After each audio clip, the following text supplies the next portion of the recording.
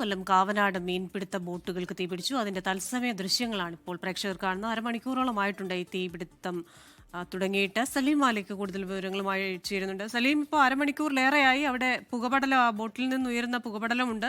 തൊട്ടടുത്ത് ഒരു ആൾക്കാരൊക്കെ ഉള്ള സ്ഥലമാണോ, അതൊരു തുരുത്താണെന്നാണല്ലോ സലീം പറഞ്ഞത്. ഇപ്പോൾ ആ ബോട്ട് നമ്മൾ അല്പസമയം മുമ്പ് കണ്ടതിനേക്കാൾ കൂടുതൽ കത്തി നശിച്ചു, കാരണം വളരെ വേഗത്തിൽ തീപിടിക്കുന്ന വസ്തുക്കളാണല്ലോ അതിലുള്ളത്.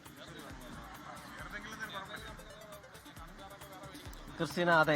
അപ്പോൾ ഈ ഘട്ടത്തിൽ പക്ഷേ നമ്മൾ നേരത്തെ പറഞ്ഞതിനേക്കാൾ ഒരു ആശ്വാസകരമായ ഒരു കാര്യം, ഈ തുരുത്തിന്റെ ഒരു ഭാഗത്ത് നിന്ന് ഫയർഫോഴ്സ് ചെറുതായിട്ട് അവരുടെ പ്രവർത്തനം ആരംഭിച്ചിട്ടുണ്ട്. അവർ ചെറുതായ ഈ ബോട്ടിലേക്ക് ഇപ്പോൾ ഈ വെള്ളം പമ്പ് ചെയ്യുന്നുണ്ട്. പക്ഷെ അത് എത്ര കണ്ട് വിജയിക്കും എന്നുള്ള കാര്യത്തിലും വ്യക്തതയില്ല. കാരണം മുഴുവൻ യൂണിറ്റുകൾക്കും അവിടേക്ക് എത്താൻ കഴിഞ്ഞിട്ടില്ല. അവർക്ക് കഴിയുന്ന രീതിയിലാണ് ഈ ഏറെ സമയമെടുത്ത് ഇവിടേക്ക് എത്തിയതിനു ശേഷം അവിടേക്ക് ഫയർഫോഴ്സിന് എത്താൻ കഴിഞ്ഞിരുന്നില്ല. അതിന് പിന്നാലെ തന്നെ ബോട്ടിലെത്തുകയും ബോട്ടിലെത്തി അവരുടെ ഈ സാമഗ്രികളൊക്കെ അവിടേക്ക് ഘടിപ്പിക്കുകയും ചെയ്തതിനു ശേഷം അവിടെ ഒരു ഐസ് പ്ലാന്റ് ആണ് ഉള്ളത്. ആ ഐസ് പ്ലാന്റിന്റെ സമീപത്ത് വെച്ച്, ഐസ് പ്ലാന്റ് ഒരു ഒറ്റപ്പെട്ട തുരുത്തിലാണ് സ്ഥിതി ചെയ്യുന്നത്. അവിടെ വെച്ച് ഇപ്പോൾ ഒരു ഭാഗത്ത് വെച്ച്, അതായത് അതിന്റെ ഈ തുരുത്തിന്റെ മറ്റ് ഇപ്പുറത്തെ വശത്തേക്ക് എത്താൻ കഴിഞ്ഞിട്ടില്ല.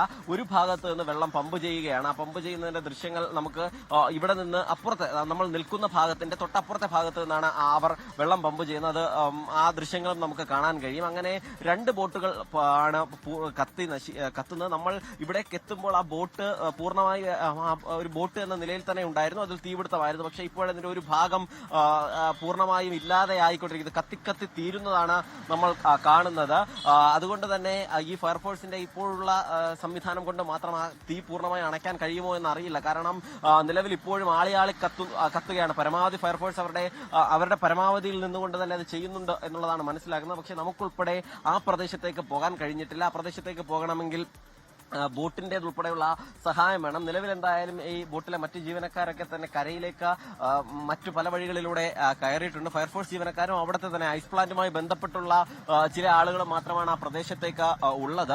അരമണിക്കൂറിലധികം സമയമായി ഇപ്പോഴും അതിൽ ഏതെങ്കിലും നിലയിൽ ഈ പുകയോ തീയോ ചെറുതായെങ്കിലും കുറഞ്ഞിട്ടില്ല. മാത്രമല്ല, ഏറ്റവും ആശങ്കപ്പെടുത്തുന്ന കാര്യം, ഈ ബോട്ടിലെ ഇന്ധനം ഉൾപ്പെടെയുണ്ട്. ആ ഭാഗത്തേക്ക് കൂടി പോയാൽ ഒരു വലിയ പൊട്ടിത്തെറിയായി തന്നെ അത് മാറുമോ എന്നുള്ള ആശങ്ക കൂടി. അതുകൊണ്ടാണ് അവിടേക്ക് ആളുകൾക്ക് പോകാൻ കഴിയാത്തത്.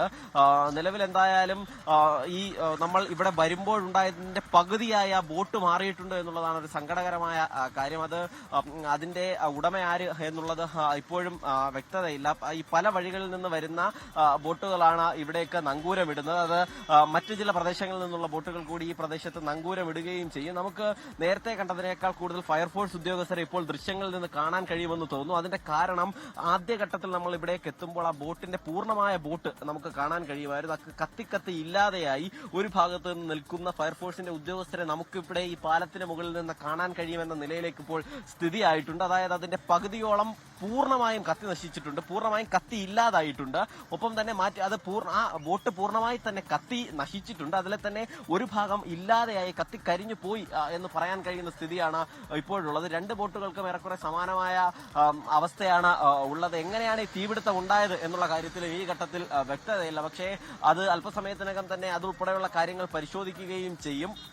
ഏതെങ്കിലും നിലയിൽ തീപ്പൊരി വീണ് അതൊരു വലിയ തീയായി മാറിയതാണോ, അതല്ല മറ്റെന്തെങ്കിലും ആണോ ഈ തീപിടുത്തത്തിന് കാരണമെന്നതുൾപ്പെടെയുള്ള കാര്യങ്ങൾ ഇനി വേണം പരിശോധിക്കാൻ. നിലവിൽ ഈ ഫയർഫോഴ്സിന്റെ സംവിധാനം ഒരൊറ്റ പൈപ്പ് കൊണ്ട് മാത്രമാണ് അവിടേക്ക് വെള്ളം പമ്പ് ചെയ്തുകൊണ്ടിരിക്കുന്നത്. പക്ഷേ അതുകൊണ്ട് മാത്രം തീ അണയുന്നതേ ഇല്ല എന്നുള്ളതാണ് നമുക്ക് ഇവിടെ നിന്ന് കാണാൻ കഴിയുന്നത്. ഈ അതിന് തൊട്ടപ്പുറത്ത് തന്നെ കൂടുതൽ ഫയർഫോഴ്സ്, ചാമക്കടയിൽ നിന്നും 3 യൂണിറ്റ് ഫയർഫോഴ്സ് ആണ് ഇവിടേക്ക് എത്തിയത്. പക്ഷെ ആ 3 യൂണിറ്റും പൂർണ്ണമായും പ്രവർത്തന സജ്ജമായിട്ടില്ല. പ്രവർത്തന സജ്ജമാകാൻ ചില സാങ്കേതിക തടസ്സങ്ങളുണ്ട്. നമ്മൾ ഇവിടെ നിന്നും കാണുന്ന, ഇപ്പോൾ നമ്മൾ ദൃശ്യങ്ങളിൽ നിന്ന് തന്നെ അത് പാൻ ചെയ്ത് കാണിക്കണം, അവിടെ നിന്നും ഒരല്പം ദൂരത്തിലാണ് ഈ ബോട്ട് കിടക്കുന്നത്. അതുകൊണ്ട് തന്നെ ആ പ്രശ്നം കൂടെയുണ്ട്. കുറച്ചുകൂടി പുക വ്യാപിക്കുകയോ ഒരു ചെറിയ പൊട്ടിത്തെറിയോ ഉണ്ടായാൽ അത്തരത്തിലുള്ള അപകടങ്ങളൊന്നും ഉണ്ടാവാതിരിക്കട്ടെ. ലോകത്തെവിടെയായാലും ഏത് സമയത്തും 24 വാർത്തകളും ഓഗ്മെന്റഡ് റിയാലിറ്റി പാക്കേജുകളും എക്സ്പ്ലെയിനറുകളും വിശദമായി കാണാൻ ഞങ്ങളുടെ യൂട്യൂബ് ചാനൽ നിങ്ങൾക്ക് സബ്സ്ക്രൈബ് ചെയ്യാം.